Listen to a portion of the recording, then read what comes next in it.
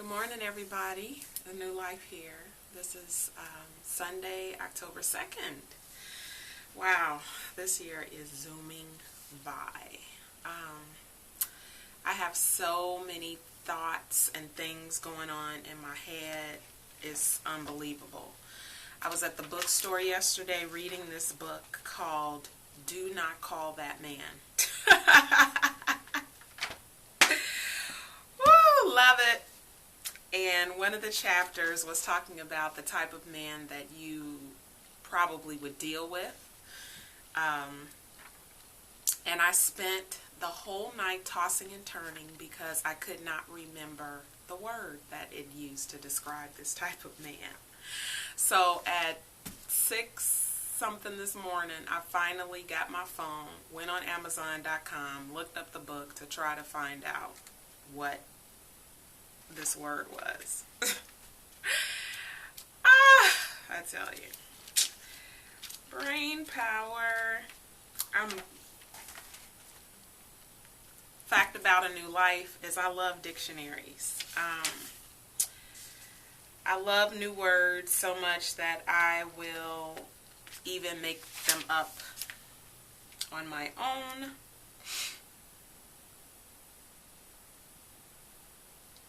Okay, so it talked about the ambivalent man. And it got me to thinking about this word, ambivalence. And so the meaning of that word is simultaneous, conflicting feelings toward a person or thing as love and hate.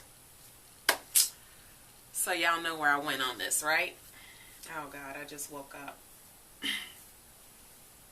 So, sorry but this is me. This is the real raw, a new life. No makeup, no hair fixing, no clothes, no bling. And I wanted to do this on purpose because this is outside my comfort zone. I've spent my entire life proving that I'm okay. I have spent years and years of hard work making sure that I knew what face to put on to portray what message I wanted to portray to people on the outside so that they would never see my pain. I even have a face for myself so that I wouldn't even see my pain. But we all know that pain is felt more so than seen. So I've always felt the pain. I just did things to try to quiet it down, such as eating, such as toxic people, such as lying to myself, and being ambivalent.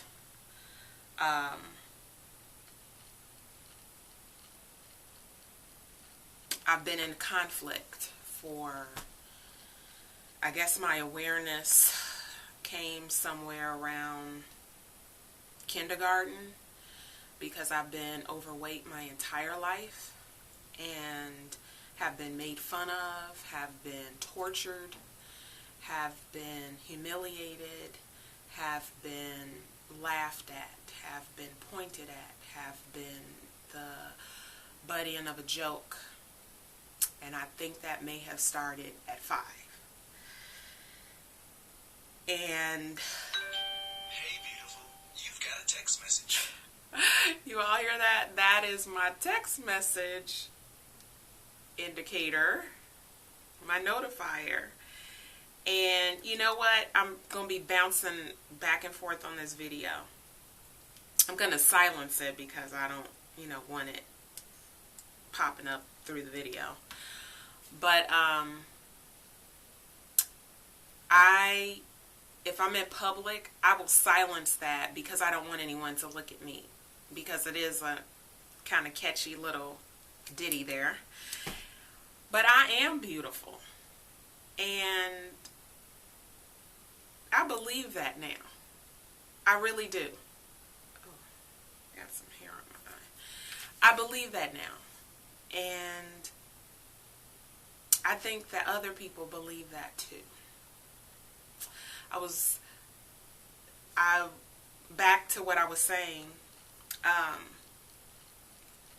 So in kindergarten, this is, when I was put into a social setting, other people different than me who did not have the skills or the maturity to be able to deal with someone that looks different than them. So what do? We attack what we don't know, what we don't understand, what's different. So I spent, I would say, pretty much all of my school years in that type of state. And feeling inadequate, feeling like I was a monster. And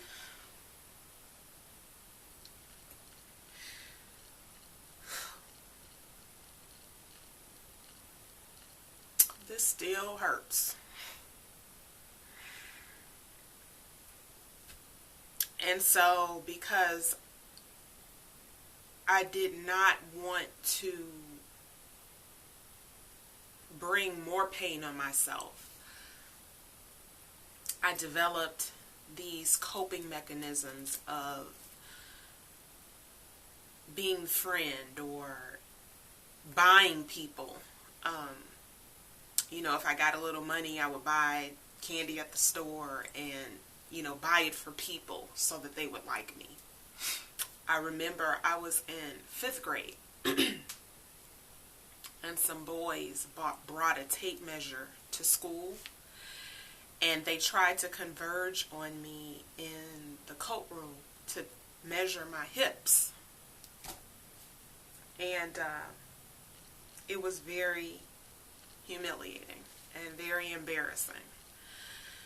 And I just felt like a monster. I felt like I wasn't a kid in school. I had to fight my feelings. I had to, pretend like I wasn't being ripped inside because somebody was calling me fat mama or telling me. I remember we were going on a field trip, and we were, all the cool kids sat on the back of the bus. So, trying to find some place to fit in, I went to the back of the bus. And this girl named Nina came, and I liked her. And so I scooted over. It was me and another girl already sitting there. And I scooted over for her to gesture for her to sit down. And she looked at the spot, and then she looked at me, and she fell out laughing. And, I don't remember what she said verbatim, but basically it was like, you too big to move over and let me sit. It ain't no room. There's no room left on the seat, and you gonna try to scoot over. And what was a gesture from my heart, because I liked her, turned into something that was ripping me inside. And so what did I do? I laughed, because if she saw me crying, if she saw how I really felt, then I probably would have been dished more. So years and years and years of pretending and masking and telling myself it's not that bad. Now I have to take all that off. And now I have to expose the truth.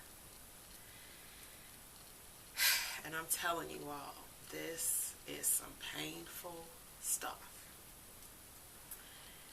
And I haven't yet been able to watch my teammate's video about layers, but I probably know what she's going to say, because,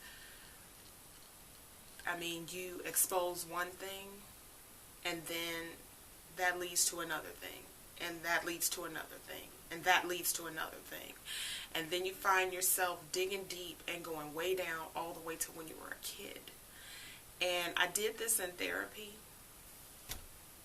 and I thought I was going to stop breathing because it hurt so much.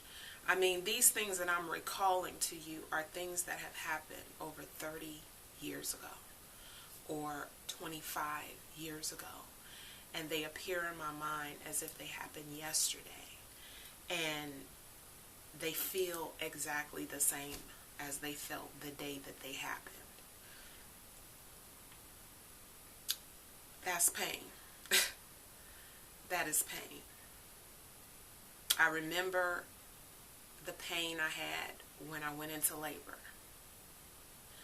I remember the pain that I had when I got this scar.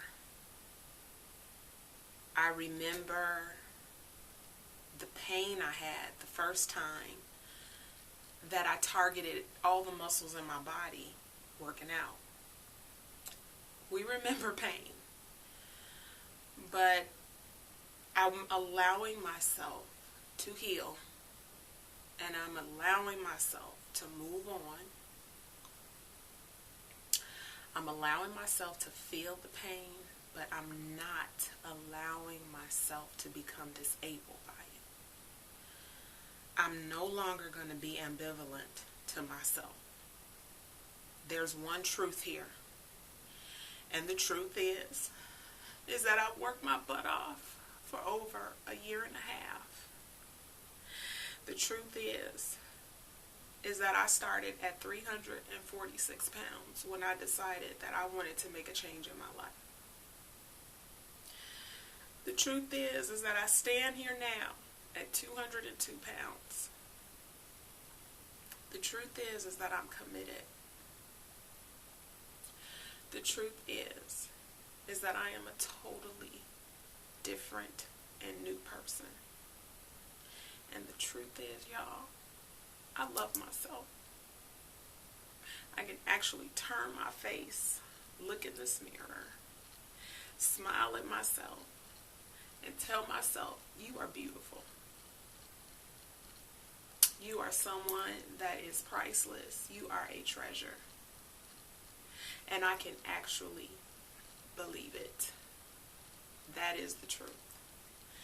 And that is so powerful to me because I have lived year after year after year telling myself you're not good enough. Telling myself nobody's going to love you. Why would they? Telling myself you're not beautiful. Look at you. You're big, you're overweight, you can't do anything. Those are no longer truths. And they weren't truths then.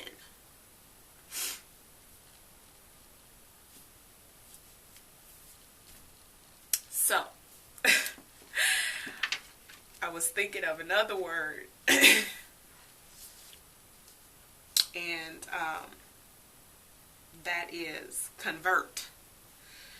And that means to change from one form or use to another. Transform. Doctrine or course to another. To exchange for something equal in value. So I have been converted. Because all of those things that I believed for years and years, I no longer believe anymore because I am looking at the truth every day. I mean, it's a battle because I'm fighting off, let's say, I'm 39, kindergarten, I was 4 or 5. I'm fighting off 35 years of beliefs. I am unshedding 35 years of beliefs, y'all. That's huge. That is truly huge. And 35 compared to May of last year to this year is what? A year and 5 months, 17 months. That's huge. And it's painful. Because I have been looking at what I've done to myself in those 35 years, what I believed about myself for those 35 years. There was someone that posted a picture in our group. It was a side-by-side, and it was a picture of a heavier version and a smaller version. And she made the comment, and I thought I was looking good. I can't believe I ever looked like this. Something to that effect. I have a picture like that. And I looked at that picture, and I said, you were beautiful then. And I can't believe you told yourself you weren't. It didn't matter that I was 346 pounds, because it was still me. It was still the same big eyes. It was still the same heart. It was still the same smile. It was still me. But I just didn't see it. But I see it now. I see it now, and I'm going back, and I'm seeing it then. I go back and I look at my videos, and I watch me. And I say, wow, you were great then. And you just didn't see it. I missed out on me, y'all. For 35 years, I missed out on me. So I got some making up to do. And that's what I plan on doing. I feel like my thoughts are just flooding and rushing in on me. And I feel like this is the first day that I learned that the color red was red. You know, I mean, it may be elementary to some, and it may be like, you know, this is crazy. You know, what are you talking about? But for those that can identify, and for those that can understand what this journey really is about, this is not a journey about losing weight on a scale. And I learned that in the month of September 2011. Because even though I lost over 100 pounds, I still looked in the mirror and I saw 346 pounds. Something's wrong with that, y'all. Even though I could wear my daughter's coat, in the back of my mind, I'm saying, well, is my baby becoming overweight now? This is not about the pounds on the scale. It's not. That is just the whipped cream on top of this sundae. This is about learning the truth about you. This is about being converted mentally. Because if we don't, then we're going to end right back up where we started. If we don't believe the truth. I said I would never ever make a video crying on YouTube. But it is what it is. This is the raw me. This is me, unplugged. And I'm not afraid. I'm not ashamed. I'm happy that I've made a big breakthrough. And I'm happy that I have people that I can share this with that will look at this video and say, wow, I get that. I understand what she's talking about. I know how she feels.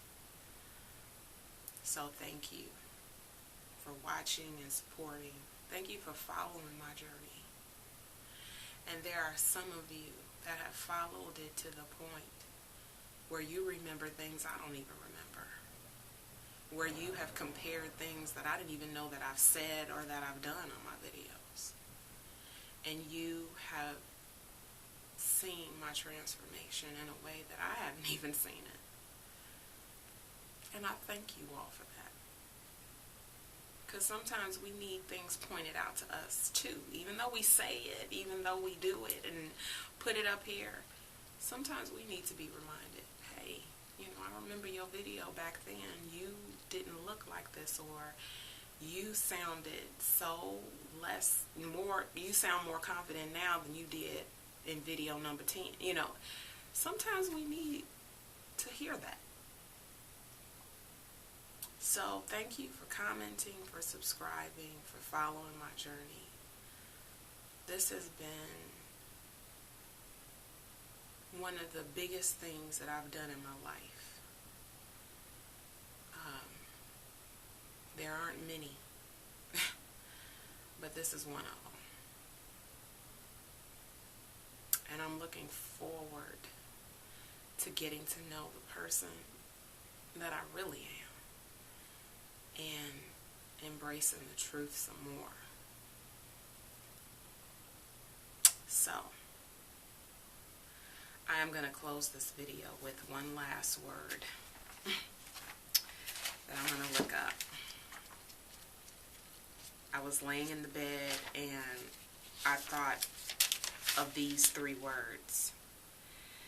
And I was like, how does this apply to me? Because this is all about me. And the word is belief. It is the state of believing, conviction, or acceptance that certain things are true or real. Trust or confidence. Anything believed or accepted as true. And believe means to have confidence in a statement or promise, to suppose or think, to have trust or confidence as being true, real, and good. So, ambivalence, out the window. Conversion is taking place right as we speak. And people, I believe.